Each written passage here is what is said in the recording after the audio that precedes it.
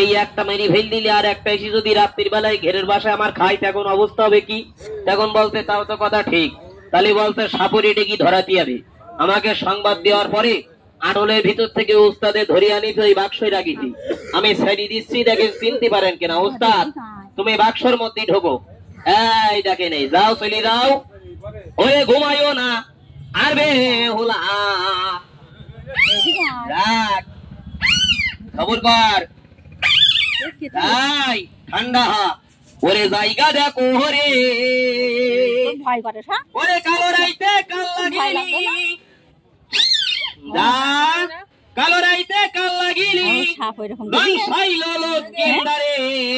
রে ঘুমায়ও না, আরবে হুলা জায়গা দেখো রে। আর কামারেরা লোহা দিয়ে ঘর বানাইল,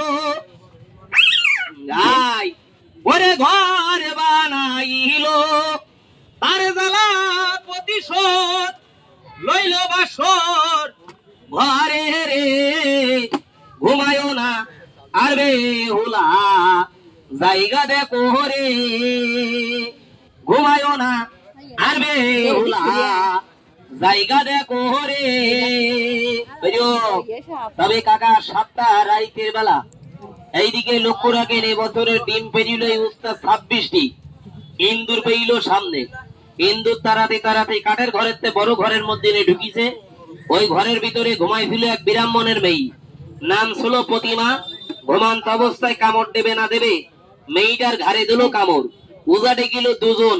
প্রথম যে লোক গেল মুসলমান, বাঁচানোর চেষ্টা করিল, ঝাড়াই দিয়ে সেটু বন্ত না বাইস। পরে যে লোক গেল, ওই লোক ছিল কাওড়া বাড়ির ছেলে, জৈন্ত কাকা সরগন্ডি মন্ত্র। এই দেখেন মন্ত্র চালান দে, মেয়ের বীজ গলার কাছে আটকাই ফেলাই, উজারাই উজারাই গুতুগুতি করি, মেয়ে গেছে মরি। সবাই বলছে কামড়তেছে কালে, আমি বললাম কামড়তেছে সাপে। গ্রামের লোক বলছে সাপুরি, সাপ বলো তোমার ধরি ডাকাতি যাবে। আমি বললাম অসম্ভব। বলছে ভাই কেন? আমি বললাম যদি উঠোনের পর দেখা যায় লাঠি আনতি আনতি হারাই যায়, আমাকে এর কাছে ফোন দেন, আমরা কি আর মাল খুঁজি পাইনি। তা বলছে মাল আছে রান্নাঘরের মধ্যে, তুমি গিলি বাবা। আমি গে সালাগত খুশি। এই বেঈমান 26-27টে ডিম নে ষোলো বসি উস্তাদের ধরিছি। আমি একটু ছেড়ে দিচ্ছি, দেখেন চিনতে পারেন কিনা। তবে যারা বসি আছেন একটু উঠি দাঁড়ান দিন, মাগো খোকা একটু উঠি দাঁড়াও। আমার জায়গাটা বন্ধ করে উস্তাদের ছাড়তে দি, ভয় নেই, আপনাকে দিকে সাপ যাবে না। এই দেখেন, এই ওঠো।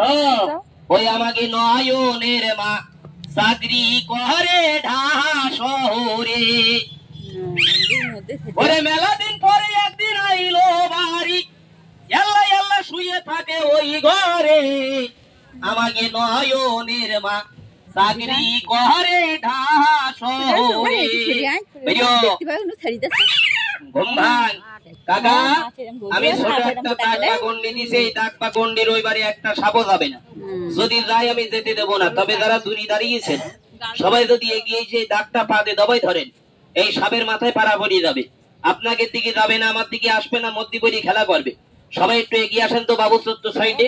ভয় নেই, সাপ আপনাকে দিকে যাবে না। সবাই এগিয়ে আসেন, এগিয়ে আসেন, এগিয়ে আসেন, ঝটপট করেন, তাড়াতাড়ি করেন। এই দেখেন সাপটা পেয়ারা, মাথা দিয়ে আরো বড় হয়ে যাও, আরো লম্বা হও, আর একটু মোটা হও। হ্যাঁ হুজুর, তুমি একটু এই কোনায় চলে এসো, তোমরা দুইজন এই কোনায় চলে এসো। মাগো আপনারা একটু সামনের দিকে এগিয়ে আসেন, কাকিমা একটু সামনে এগিয়ে আসেন। সাপ আপনার দিকে আজকে যাই দেবো না। ওই দেখেন দাগ দেওয়া আছে। এই দেখেন, এই আপনার ওই মোবাইল ফোনটা একটু ভেতরে ঢুকিয়ে রাখেন, মাগো ঢুকিয়ে রাখেন। এই দেখেন, কারণ যারা মোবাইলে ছবি তোলে আমরা তাদের কাছ থেকে 12 টাকা করে নিই। আছে 12 টাকা? যদি না থাকে ঢুকিয়ে রাখেন।